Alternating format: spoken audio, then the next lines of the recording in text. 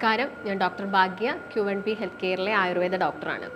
Cholesterol കൂടുന്ന സമയത്ത് പെട്ടെന്ന് അതൊന്ന് കുറയ്ക്കാൻ വേണ്ടിയിട്ട് നമ്മളിൽ പലരും ഒരു ഡോക്ടറെ അടുത്ത് ചെന്ന് കണ്ടിട്ട് മെഡിസിൻസ് ഒക്കെ കഴിച്ചിട്ട് കൊളസ്ട്രോൾ കുറയ്ക്കാൻ നോക്കുന്ന ആളുകളായിരിക്കും.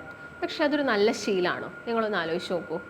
അതായത് ഒരു കൊളസ്ട്രോൾ വരുന്ന സമയത്ത് നമുക്കത് എങ്ങനെ ഭക്ഷണത്തിലൂടെ കുറച്ചെടുക്കാം എന്നത് നമ്മൾ ആദ്യം ആലോചിക്കണം. എന്നിട്ട് മാത്രമാണ് മെഡിക്കേഷനെ കുറിച്ച് ചിന്തിക്കേണ്ടത്. കൊളസ്ട്രോൾ എന്ന് പറയുന്ന സമയത്ത് നമുക്ക് എല്ലാവർക്കും ഭയങ്കര പേടിയായിരിക്കും. കാരണം എന്താ, നമ്മൾ കേൾക്കാറുണ്ട് കൊളസ്ട്രോൾ കൂടിക്കഴിഞ്ഞാൽ അറ്റാക്ക് വരും, സ്ട്രോക്ക് വരും, അങ്ങനെയുള്ള പല കാര്യങ്ങളും നമ്മൾ കേൾക്കാറുണ്ട്. എന്നാൽ കൊളസ്ട്രോൾ എന്ന് പറയുന്നത് എപ്പോഴും നമ്മുടെ ശരീരത്തിന് ഒരു വില്ലനായിട്ട് മാറുന്ന ആളല്ല. നോർമൽ റേഞ്ചിൽ നമ്മുടെ ബോഡിയിൽ കൊളസ്ട്രോൾ കിടക്കുകയാണെങ്കിൽ അത് നമ്മുടെ ശരീരത്തിന് ഒരുപാട് ഫങ്ഷൻസ് ആണ് ചെയ്യുന്നത്. ഇപ്പോൾ കൊളസ്ട്രോൾ കൂടുന്നതൊക്കെ ഒരു ജീവിതശൈലി രോഗമാണ് നമ്മൾ ശ്രദ്ധിച്ചില്ലെങ്കിൽ. അപ്പം കൊളസ്ട്രോൾ എന്തൊക്കെ ഫങ്ഷൻസ് ആണ് ചെയ്യുന്നത്? നമ്മുടെ ബോഡിയിലോട്ട് പ്രോപ്പറായിട്ടുള്ള പ്രോട്ടീൻസിൻ്റെ ആഗിരണം നടക്കണമെങ്കിൽ, അതുപോലെ തന്നെ വിറ്റാമിൻ ഡിയുടെ കൺവേർഷന്, ഒരുപാട് ഹോർമോൺസ് ഉണ്ടാക്കാൻ കൊളസ്ട്രോൾ ഹെൽപ്പ് ചെയ്യുന്നുണ്ട്. ഇപ്പം സെക്ഷൽ ഹോർമോൺസ് ആയിക്കോട്ടെ, അല്ലെങ്കിൽ സ്ട്രെസ് ഹോർമോൺസ് ആയിക്കോട്ടെ, ടെമ്പറേച്ചർ റെഗുലേറ്റ് ചെയ്യാൻ എല്ലാത്തിനും എന്ത് വേണം? നമ്മൾ ബോഡിയിൽ പ്രോപ്പറായിട്ട് കൊളസ്ട്രോൾ വേണം. അതിൻ്റെ നോർമൽ റേഞ്ചിൽ നിൽക്കുകയാണെങ്കിൽ യാതൊരു പ്രശ്നവും ഇല്ല. ഇപ്പോൾ കൊളസ്ട്രോളിൽ തന്നെ നിങ്ങൾ പലരും കേട്ടിട്ടുണ്ടാവും, ചീത്ത കൊളസ്ട്രോൾ ഉണ്ട്, നല്ല കൊളസ്ട്രോൾ ഉണ്ട്. നല്ല കൊളസ്ട്രോൾ നമ്മളെ ഹാർട്ടിന് വേണ്ടതാണ്. അതുപോലെ തന്നെ ചീത്ത കൊളസ്ട്രോൾ കൂടുന്ന സമയത്താണ് അറ്റാക്കൊക്കെ വരുന്നത് എന്നുള്ള കാര്യം നമ്മളെല്ലാവരും കേട്ടിട്ടുണ്ടാവും. അപ്പോൾ നിങ്ങളെല്ലാവരും കൊളസ്ട്രോൾ ചെക്ക് ചെയ്യുന്ന സമയത്ത് ചെയ്യുന്ന ഒരു മിസ്റ്റേക്കാണ് എന്ത്? നിങ്ങൾ ജസ്റ്റ് ഡയറക്റ്റ് തന്നെ ലാബിൽ പോയിട്ട് ടോട്ടൽ കൊളസ്ട്രോൾ നോക്കും. അങ്ങനെ മാത്രം ചെയ്താൽ പോരാ. നിങ്ങൾ എപ്പോഴും കൊളസ്ട്രോൾ ചെക്ക് ചെയ്യുന്ന സമയത്ത് ലിപ്പിഡ് പ്രൊഫൈലായിട്ട് നോക്കുക. ലിപ്പിഡ് പ്രൊഫൈലിൽ നമ്മുടെ കൊളസ്ട്രോളിൻ്റെ ഓരോ മൈന്യൂട്ട് കാര്യങ്ങളും പറഞ്ഞു തരും. അതായത് ചീത്ത കൊളസ്ട്രോളായ LDL, ലോ ഡെൻസിറ്റി ലിപ്പോപ്രോട്ടീൻസ്, അതിൻ്റെ വാല്യൂ തരുന്നുണ്ട്. അതുപോലെ തന്നെ ഹൈ ഡെൻസിറ്റി ലിപ്പോപ്രോട്ടീൻസ്, അതാണ് നമ്മുടെ ഹാർട്ടിന് അത്യാവശ്യമായിട്ടുള്ള കൊളസ്ട്രോൾ. അതുപോലെ തന്നെ ടോട്ടൽ കൊളസ്ട്രോൾ പറഞ്ഞു തരുന്നുണ്ട്. അതുപോലെ തന്നെ ട്രൈഗ്ലിസറൈഡ്സിന് ഇത്ര നമ്മൾ ഇമ്പോർട്ടൻസ് കൊടുക്കാനുള്ളൊരു കാരണം എന്താണോ LDL നമ്മുടെ ബോഡിയിൽ ചെയ്യുന്നത്, അതുപോലെ തന്നെ ട്രൈഗ്ലിസറൈഡും നമ്മുടെ ബോഡിയിൽ ഒരുപാട് ദോഷങ്ങൾ ഉണ്ടാക്കുന്നുണ്ട്. അതായത് നമ്മുടെ ഹാർട്ടിന് വേണ്ടാത്ത, അല്ലെങ്കിൽ നമുക്ക് ഹാർട്ട് അറ്റാക്ക് ഉണ്ടാക്കുന്ന, ഈ രക്തക്കുഴലുകളിലൊക്കെ ചെറിയ ചെറിയ ബ്ലോക്ക് ഉണ്ടാക്കുന്ന വളരെ മൈന്യൂട്ടായിട്ടുള്ള കൊഴുപ്പ് കണികയാണ് എന്ത്? ട്രൈഗ്ലിസറൈഡ്സ് എന്ന് പറയുന്നത്. ഇത് കൂടുന്ന സമയത്ത് നമ്മൾ പ്രത്യേകം ശ്രദ്ധ കൊടുക്കേണ്ടതുണ്ട്. ജസ്റ്റ് നമുക്കതിൻ്റെ നോർമൽ വാല്യൂസ് ഒക്കെ നോക്കാം. HDL എന്ന് പറയുമ്പം എപ്പോഴും ഒരു 40യുടെ മുകളിലായിരിക്കണം. അതുപോലെ തന്നെ LDL എന്ന് പറയുന്നത് ചീത്ത കൊളസ്ട്രോൾ എപ്പോഴും 100ൻ്റെ താഴത്തായിരിക്കണം. അതുപോലെ തന്നെ ട്രൈഗ്ലിസറൈഡ്സ് എന്ന് പറയുന്നത് എപ്പോഴും ഒരു 150യുടെ താഴത്തായിരിക്കണം. പക്ഷേ നിങ്ങൾക്ക് ഒരു തവണ അറ്റാക്ക് വന്നിട്ടുണ്ട്, അല്ലെങ്കിൽ സ്ട്രോക്ക് വന്നിട്ടുണ്ട്, നിങ്ങൾക്ക് ബൈപ്പാസ് സർജറി അങ്ങനെ എന്തെങ്കിലും കഴിഞ്ഞിട്ടുണ്ടെങ്കിൽ അതൊരിക്കലും ഒരു 130യുടെ മുകളിൽ കൂടാനും പാടില്ല.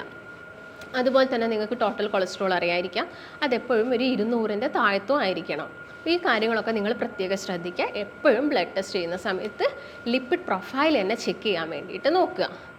അപ്പോൾ ഞാൻ നേരത്തെ പറഞ്ഞ പോലെ തന്നെ നിങ്ങൾക്കിപ്പം കൊളസ്ട്രോൾ വന്നിട്ട് നിങ്ങൾ ജസ്റ്റ് ഡയറക്റ്റായിട്ട് പോയിട്ട് എന്ത് ചെയ്യുക? മെഡിക്കേഷൻസ് എടുക്കാതിരിക്കുക. അതിൻ്റെ മുമ്പ് തന്നെ നമ്മുടെ ഡയറ്റിൽ എന്തൊക്കെ ചേഞ്ചസ് ആണ് വന്നത് അത് നമുക്ക് മാറ്റാൻ പറ്റുമോ? കാരണം ജീവിതശൈലിയിൽ വന്ന കുറച്ച് പിഴകളാണ്. അപ്പോൾ നമുക്കതൊന്ന് കറക്റ്റ് ചെയ്താൽ എന്താവും? ഈ അസുഖം നമുക്ക് കൺട്രോളിൽ വരുത്താൻ പറ്റും. അപ്പോൾ എന്തൊക്കെ കാരണങ്ങൾ കൊണ്ടാണ് കൊളസ്ട്രോൾ നമ്മുടെ ബോഡിയിൽ കൂടുന്നത്?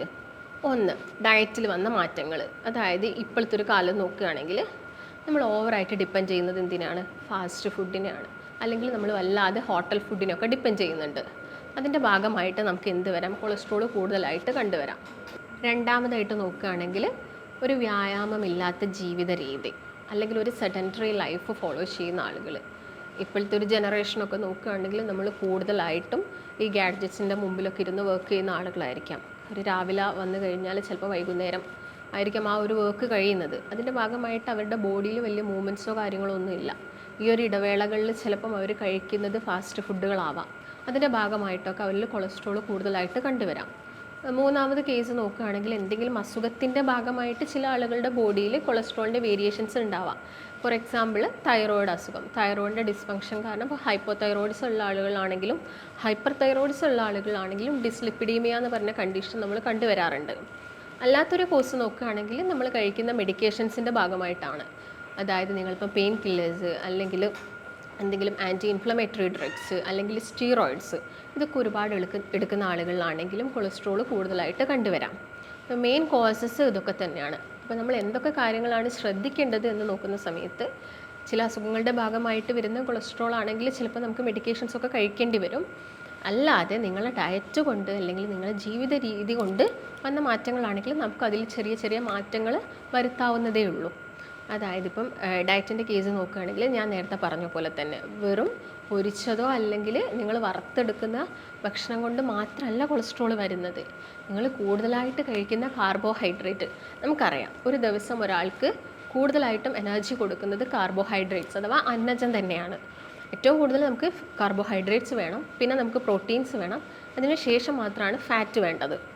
അപ്പം പ്രോപ്പറായിട്ടുള്ള വൈറ്റമിൻസിൻ്റെ അബ്സോർപ്ഷൻ നമ്മുടെ ബോഡിയിൽ കൊഴുപ്പ് അത്യാവശ്യമാണ്. അപ്പോൾ നിങ്ങൾ കഴിക്കുന്ന സമയത്ത് നല്ല കൊഴുപ്പുള്ള അഥവാ ഹെൽത്തി ഫാറ്റ്സ് ഉള്ള ഫുഡ് കഴിക്കുകയാണെങ്കിൽ അനാവശ്യമായിട്ട് നമ്മുടെ ശരീരത്തിൽ കൊഴുപ്പ് ഉണ്ടാവുന്നില്ല. ഇപ്പം വിറ്റാമിൻ എയുടെ കേസ് നോക്കുകയാണെങ്കിലും ഡി, ഇ, കെ, ഈ 4 വൈറ്റമിൻസും പ്രോപ്പറായിട്ട് ബോഡിയിൽ അബ്സോർപ്ഷൻ നടക്കണമെങ്കിൽ അവിടെ എന്ത് വേണം? കൊഴുപ്പിൻ്റെ ആവശ്യകതയുണ്ട്. അപ്പോൾ നിങ്ങൾ ശ്രദ്ധിക്കേണ്ട ഒരു പ്രധാന കാരണം എപ്പോഴും ഭക്ഷണം കഴിക്കുന്ന സമയത്ത് നിങ്ങൾ കഴിക്കുന്നത് ഹെൽത്തി ആയിട്ടുള്ള കാര്യങ്ങളാണോ എന്നുള്ളതൊന്ന് ചെക്ക് ചെയ്യാം. അതുപോലെ തന്നെ ഞാൻ നേരത്തെ പറഞ്ഞത് ഒരു വ്യായാമമാണ്. വ്യായാമം എന്ന് പറയുമ്പം എല്ലാവർക്കും ഒരു 45 മിനിറ്റ്സ് മുതൽ ഒരു 1 അവർ വരെ ഡെയിലി, അതായത് കാർഡിയാക് വർക്കൗട്ട് നമ്മൾ പറയും, അതായത് നന്നായിട്ടൊന്ന് വേർത്ത് പോകുന്ന രീതിയിൽ, ശരീരത്തിൽ വേർപ്പ് വരുന്ന രീതിയിൽ നിങ്ങൾ എക്സസൈസൊക്കെ ചെയ്യുകയാണെങ്കിൽ ഈ കൊളസ്ട്രോളൊക്കെ നമുക്ക് പെട്ടെന്ന് കുറച്ചുകൊണ്ട് വരാൻ പറ്റും. അല്ലാതെ ഡയറക്റ്റ് തന്നെ മെഡിക്കേഷൻസിലോട്ട് ചാടരുത്. അല്ലെങ്കിൽ എന്തെങ്കിലും ഒരു ടിപ്പ് ആളുകൾ ചോദിക്കുന്ന ഒരു കാര്യമാണ്, ക്ലിനിക്കിലൊക്കെ വരുമ്പോൾ ആളുകൾ ചോദിക്കും, ഡോക്ടർ എന്തെങ്കിലും ഒരു ടിപ്പ് പറഞ്ഞു തരുമോ, നമുക്ക് പെട്ടെന്നൊന്ന് കൊളസ്ട്രോൾ കുറയാൻ വേണ്ടിയിട്ടായിരുന്നു.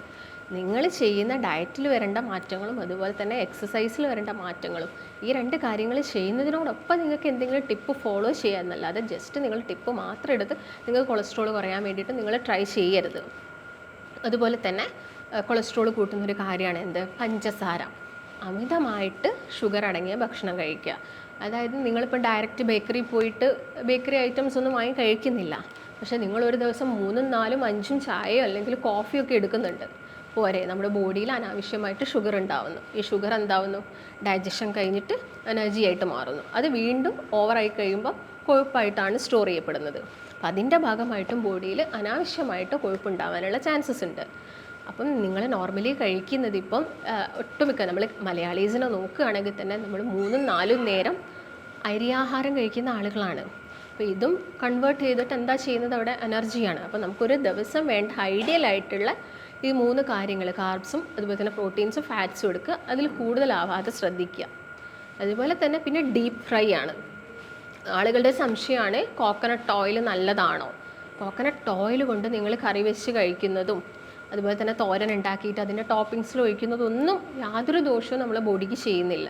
കാരണം കോക്കനട്ട് ഓയിൽ എന്ന് പറയുന്നതും അതുപോലെ തന്നെ കോക്കനട്ട് മിൽക്ക് എന്ന് പറയുന്നതും ഹെൽത്തി ആയിട്ടുള്ളൊരു ഫാറ്റാണ്. പക്ഷേ ഇത് ഓവറായിട്ട് ഹീറ്റ് ആവുന്ന സമയത്താണ് പ്രശ്നം ഉണ്ടാക്കുന്നത്. അതായത് അതുകൊണ്ടാണ് ഡോക്ടേഴ്സ് നിങ്ങളോട് പറയുന്നത് എന്ത്? നിങ്ങൾ ഡീപ്പ് ഫ്രൈ ഒഴിവാക്കാൻ. അതായത് ഇപ്പോൾ നിങ്ങൾ തോരനൊക്കെ ഉണ്ടാക്കുന്ന സമയത്ത് ഈ വെളിച്ചെണ്ണയിൽ ചിലപ്പം കടുകൊക്കെ പൊട്ടിച്ചിട്ടായിരിക്കാം തോരൻ ഉണ്ടാക്കുന്നത്. അത് മാക്സിമം ഒഴിവാക്കിയിട്ട് എന്ത് ചെയ്യുക? തോരൻ ഉണ്ടാക്കി കഴിഞ്ഞതിന് ശേഷം ടോപ്പിങ്സിൽ കുറച്ച് വെളിച്ചെണ്ണ ഒഴിക്കാം. അതുപോലെ തന്നെ നമ്മുടെ ഹാർട്ടിന് ആവശ്യമായിട്ടുള്ളൊരു കൊഴുപ്പാണ് ഒലീവ് ഓയിൽ എന്ന് പറയുന്നത്. പക്ഷെ ചിലപ്പോൾ നമുക്ക് എല്ലാവർക്കും അത് അഫോർഡ് ചെയ്യാൻ പറ്റണമെന്നില്ല. അതിന് പകരം നിങ്ങൾ കോക്കനട്ട് ഓയിൽ ഉപയോഗിക്കുക, അത് മാക്സിമം ചൂടാവാതെ നോക്കുക. അതുപോലെ തന്നെ നിങ്ങൾക്ക് എല്ലാവർക്കും രാവിലെ എടുക്കാൻ പറ്റുന്നൊരു നല്ല കൊഴുപ്പാണ് എന്ത്? തേങ്ങ ചിരകിയത് എന്ന് പറയുന്നത്. തേങ്ങ ചിരകിയത് കഴിക്കുകയാണെങ്കിൽ നമ്മുടെ ശരീരത്തിലുള്ള LDL കൊളസ്ട്രോൾ നമുക്ക് കുറയ്ക്കാൻ പറ്റും. അതുപോലെ തന്നെ HDL കൊളസ്ട്രോൾ കൂട്ടാൻ പറ്റും. അതുപോലെ തന്നെ ഇപ്പം ഷുഗർ പേഷ്യൻസിനും കഴിക്കാൻ പറ്റുന്നൊരു നല്ല കൊഴുപ്പാണ് എന്ത്? എഗ്ഗ് എന്ന് പറയുന്നത്. അപ്പം ആളുകൾക്കൊക്കെ ഉണ്ടാകുന്ന ഡൗട്ടാണ്, ഡോക്ടറെ എഗ്ഗിൻ്റെ യോക്കും കൂടി, അതായത് ആ മഞ്ഞ ഭാഗം കൂടി കഴിക്കുകയാണെങ്കിൽ കൊളസ്ട്രോളൊക്കെ കൂടില്ലേ എന്ന്. പക്ഷേ എഗ്ഗിലുള്ള ചീത്ത കൊളസ്ട്രോൾ എന്ന് പറയുന്നത് വളരെ മൈന്യൂട്ടായിട്ട്, അതായത് വളരെ മില്ലിഗ്രാംസിലാണ് അത് ഉള്ളത്. യാതൊരു പ്രശ്നവും ഉണ്ടാക്കുന്നില്ല. അതുപോലെ തന്നെ ലെസിത്തിൻ എന്ന് പറഞ്ഞൊരു ആൻറ്റി ഓക്സിഡൻറ്റ് അതിലുള്ളത് കൊണ്ട് തന്നെ ഈ രക്തക്കുഴലുകളിൽ വരുന്ന ബ്ലോക്കുകളും കാര്യങ്ങളൊക്കെ കുറയ്ക്കാൻ വേണ്ടിയിട്ട് ഹെൽപ്പ് ചെയ്യും. അതുകൊണ്ട് നിങ്ങൾക്ക് ഒരു ദിവസം മാക്സിമം 2 മുട്ട എടുക്കാം. അതുപോലെ തന്നെ ഒരു ഗ്ലാസ് പാലെടുക്കാം. ചില ആളുകൾക്ക് പാല് നല്ല കട്ടിയോടുകൂടി കഴിക്കുന്ന സമയത്ത് അലർജി പ്രശ്നങ്ങളൊക്കെ ഉണ്ടാവാറുണ്ട്. അങ്ങനെയുള്ള ആളുകളാണെങ്കിൽ ജസ്റ്റ് ഒന്ന് വെള്ളം ഡൈല്യൂട്ട് ആക്കിയിട്ട് നിങ്ങൾക്ക് പാൽ ഉപയോഗിക്കാം. അതിൽ കുറച്ച് നിങ്ങൾക്ക് മഞ്ഞളും ആഡ് ചെയ്യാം. കാരണം മഞ്ഞൾ, ഇഞ്ചി, അതുപോലെ തന്നെ വെളുത്തുള്ളി എന്നൊക്കെ പറയുന്നത് നല്ല ആൻറ്റി ഓക്സിഡൻസ് ആണ്. വെളുത്തുള്ളി പ്രത്യേകം പറയുകയാണെങ്കിൽ നമ്മുടെ ഹാർട്ടിൻ്റെ ഹെൽത്തൊക്കെ പ്രൊട്ടക്റ്റ് ചെയ്യാൻ വേണ്ടിയിട്ട് ഹെൽപ്പ് ചെയ്യുന്നൊരു നല്ലൊരു ആൻറ്റി ഓക്സിഡൻ്റ് ആണ്. ഇതൊക്കെ നമ്മൾ ഭക്ഷണത്തിൽ മാക്സിമം ഇൻക്ലൂഡ് ചെയ്യുക. അതുപോലെ തന്നെ ഡോക്ടേഴ്സ് പറയുന്നതാണ് എന്ത്? omega 3 ഫാറ്റി ആസിഡ്സ് ഉള്ള ചെറിയ മത്സ്യങ്ങൾ കഴിക്കാൻ വേണ്ടിയിട്ട്. വലിയ മത്സ്യങ്ങൾ കഴിക്കുന്ന സമയത്ത് അതിൽ കുറച്ചും കൂടി ചീത്ത കൊളസ്ട്രോൾ വരുന്നുണ്ട്. പക്ഷേ നിങ്ങൾ ഒക്കേഷണലി എടുക്കുകയാണെങ്കിൽ വലിയ പ്രശ്നങ്ങളൊന്നുമില്ല. ഡെയിലി നിങ്ങൾ ഈ റെഡ് മീറ്റ്സ് കഴിക്കുക, ഡെയിലി നിങ്ങൾ വലിയ മീനുകളൊക്കെ എടുക്കുന്ന സമയത്താണ് പ്രശ്നങ്ങൾ ഉണ്ടാക്കുന്നത്. പക്ഷേ നിങ്ങൾ ഒരു 2 വീക്സ് കൂടുന്ന സമയത്ത് ഒരു ദിവസം എടുത്തുകൊണ്ട് വലിയ പ്രശ്നങ്ങളൊന്നുമില്ല. കാരണം നിങ്ങൾ അത്യാവശ്യം വർക്കൗട്ട് ചെയ്യുന്ന ആളുകളൊക്കെ ആണെങ്കിൽ നമ്മുടെ ബോഡിക്ക് അത് വലിയ പ്രശ്നമൊന്നുമില്ല. കാരണം നമ്മുടെ ലിവർ എന്ന് പറയുന്നത് ഈ ടോക്സിൻസൊക്കെ റിമൂവ് ചെയ്യാനൊക്കെ വേണ്ടിയിട്ടുള്ള നമ്മുടെ ശരീരത്തിലെ ഏറ്റവും വലിയ ഗ്രന്ഥിയാണ്. പക്ഷേ ലിവറിൻ്റെ മേലെ, അതായത് ആ ഒരു ഓർഗനിന് ആ ഒരു ഭാരം താങ്ങാൻ സാധിക്കുന്നില്ലെങ്കിൽ മാത്രമാണ് എന്താവുക, അത് നമ്മുടെ ശരീരത്തിൽ ഓവറായിട്ട് കൊഴുപ്പ് ഡെപ്പോസിറ്റ് ചെയ്യുന്നത്. ഇതിൻ്റെ ഭാഗമായിട്ട് നമുക്കറിയാം ഫാറ്റി ലിവർ വരാം, അതുപോലെ തന്നെ സ്ട്രോക്ക് പോലുള്ള കണ്ടീഷൻസ് വരാം, ഹാർട്ട് അറ്റാക്ക് വരാം. അങ്ങനെ ഒരുപാട് കോംപ്ലിക്കേഷൻസ് ആണ് ഈ കൊളസ്ട്രോൾ നമ്മൾ ശ്രദ്ധിച്ചിട്ടില്ലെങ്കിൽ വരുന്നത്. അതുപോലെ തന്നെ നിങ്ങൾക്ക് എടുക്കാൻ പറ്റുന്ന ഒരു നല്ല കൊഴുപ്പിൽ പെടുന്നതാണ് നേരത്തെ ഞാൻ പറഞ്ഞ പോലെ നട്ട്സിൽ ബദാമും വാൾനട്ടും. ഇതൊന്നും അഫോർഡ് ചെയ്യാൻ പറ്റാത്ത ആളുകളാണെങ്കിൽ നിങ്ങൾക്കൊരു ദിവസം ജസ്റ്റ് ഒരു പിടി നിലക്കടല കഴിക്കാം. നിലക്കടലിലുള്ളതും നല്ല കൊളസ്ട്രോൾ, അതായത് HDL കൊളസ്ട്രോളിനെ കൂട്ടുന്നതാണ്. ഫ്രൂട്ട്സിൻ്റെ കേസ് നോക്കുകയാണെങ്കിൽ വൈറ്റമിൻ C റിച്ച് ആയിട്ടുള്ള എല്ലാ ഫ്രൂട്ട്സും നിങ്ങൾക്ക് കഴിക്കാം. അതിനെ കൂടെ തന്നെ നിങ്ങൾ അവോക്കാഡോയും കൂടി ആഡ് ചെയ്യുകയാണെങ്കിൽ അത് ഹാർട്ടിൻ്റെ ഹെൽത്തിനെ കുറച്ചും കൂടി ഒന്ന് ഇമ്പ്രൂവ് ചെയ്യാൻ വേണ്ടിയിട്ട് ഹെൽപ്പ് ചെയ്യും. അപ്പോൾ മെയിനായിട്ട് നിങ്ങൾ ശ്രദ്ധിക്കേണ്ടത് കാര്യങ്ങളാണ്. എക്സസൈസ് ചെയ്യുന്ന ആളുകൾ, ജിമ്മിൽ പോകുന്ന ആളുകളാണെങ്കിൽ അത് കറക്റ്റായിട്ട് ഫോളോ ചെയ്യുക. അതുപോലെ തന്നെ വർക്കൗട്ട് ചെയ്യുന്ന സമയത്ത് ജോഗിങ് ആയിക്കോട്ടെ, സൈക്ലിംഗ് ആയിക്കോട്ടെ, അല്ലെങ്കിൽ സ്വിമ്മിങ് ആയിക്കോട്ടെ, നിങ്ങളുള്ള ഏത് വർക്കൗട്ടാണോ നിങ്ങൾ ചെയ്യുന്നത് അത് കറക്റ്റായിട്ട് ചെയ്യുക. ഈ കാര്യങ്ങളൊക്കെ നിങ്ങൾ കൊളസ്ട്രോളിൻ്റെ കേസിൽ ശ്രദ്ധിക്കുക. എന്നിട്ടും നിങ്ങൾക്ക് മാറുന്നില്ല, അങ്ങനെയാണെങ്കിൽ മാത്രം മെഡിക്കേഷൻസിനെ ഡിപ്പെൻഡ് ചെയ്യുക.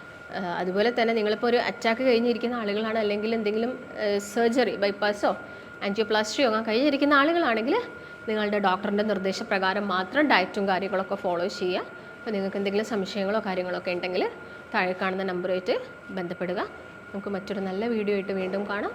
നന്ദി.